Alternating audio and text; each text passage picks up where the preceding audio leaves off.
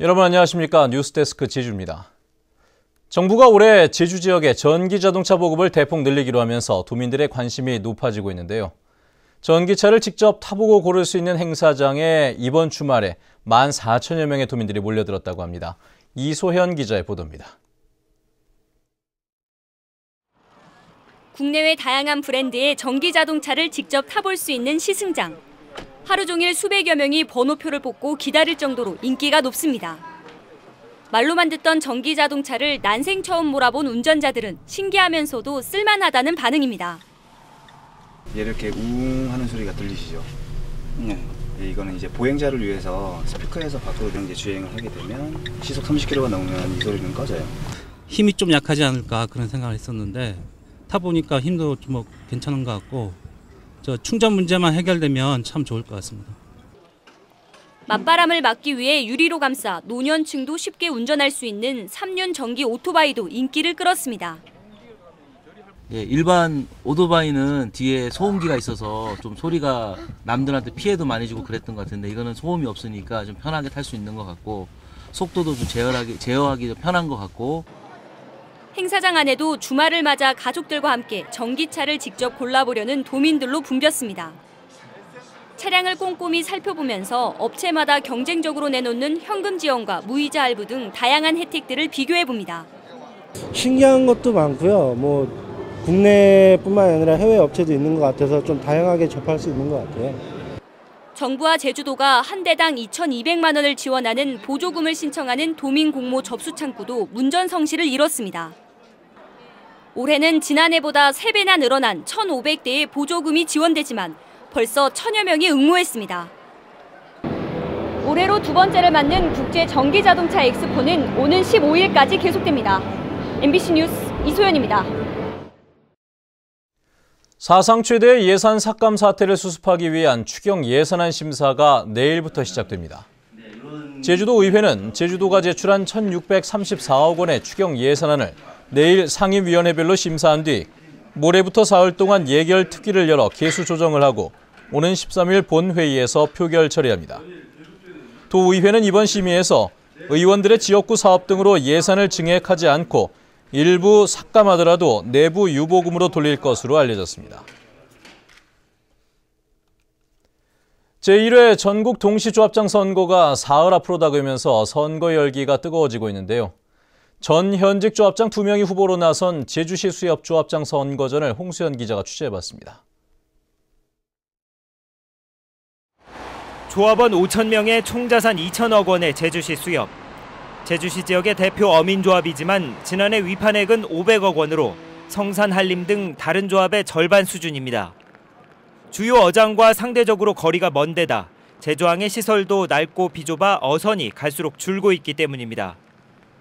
현 조합장인 문태현 후보는 제조항 어선부두에 새로운 물양장을 건설해 위판액을 700억 원으로 늘리겠다고 공약했습니다.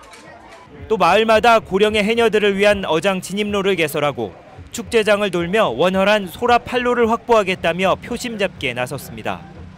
이제는 경제사업 위주로 탈바꿈해서 이제 많은 실적을 올리고 있고 또 그래서 이제 조합원들에게 뭔가 보답할 수 있는 그러한 조합이 할 수 있는 모든 것을 하도록 하겠습니다. 전 조합장인 한인용 후보도 제조항의 어선 저반 시설을 늘리고 새로운 위판장을 건설해 위판액을 1,000억 원 규모로 끌어올리겠다고 약속했습니다. 해녀들을 위한 소라 경쟁 입찰제를 도입하고 우뭇가사리 보관 창고를 지어 가격 안정에 힘쓰겠다며 지지를 호소했습니다.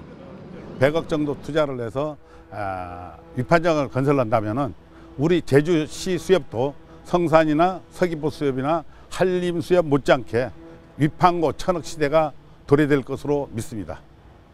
두 후보 모두 제주시 구자읍 출신으로 한 차례씩 조합장을 지낸 비슷한 경력을 갖고 있어 마지막까지 팽팽한 맞대결이 이어질 것으로 보입니다. MBC 뉴스 홍수연입니다. 조합장 선거와 관련해 이른바 살생부 논란이 제기돼 경찰이 수사에 나섰습니다. 서귀포시 지역 농협 조합장 후보 A씨는 최근 경쟁 후보가 해당 농협 상무에게 전화해 A 후보가 당선되면 상무가 살생부 1호라며 살생부 5번까지 정해져 있다는 허위 사실을 유포했다며 경쟁 후보를 경찰에 고소했습니다. A 후보는 살생부는 사실이 아니며 경쟁 후보가 거짓 소문을 내고 있다고 주장했습니다. 제주의 전통적 이사철인 신구간이 끝난 뒤에도 주택가격이 고공행진을 이어가고 있습니다. 한국감정원에 따르면 지난달 제주 지역 주택 매매 가격은 한 달 전보다 0.4% 올라 전국 평균 0.2%보다 2배 높았고 대구에 이어 전국에서 두 번째로 높았습니다. 전세 가격 상승률도 0.39%로 전국에서 네 번째로 높았는데 한국감정원은 제주로 이주하는 수요가 늘면서 수급 불균형이 이어지고 있다고 분석했습니다. 프로축구 제주 유나이티드가 오늘 전남 광양에서 열린 K리그 클래식 개막전에서 전남 드래곤즈와 1대1로 비겼습니다. 제주는 후반 6분 정다원이 선제골을 넣었지만 후반 34분 전남의 스테보에게 동점골을 허용해 무승부를 기록하며 지난 2013년 이후 이어져온 전남전 5연승을 마무리했습니다. 제주는 오는 15일 제주 월드컵 경기장에서 부산 아이파크와 홈 경기를 갖습니다. 세계 여성의 날을 맞아 제주시청 어울림마당에서 제주 지역 여성 대회가 열렸습니다.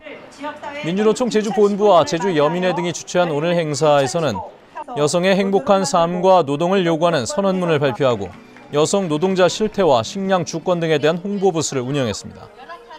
도내 대학생들도 일본군 위안부 피해 할머니 문제 해결을 촉구하는 서명 운동을 벌였습니다.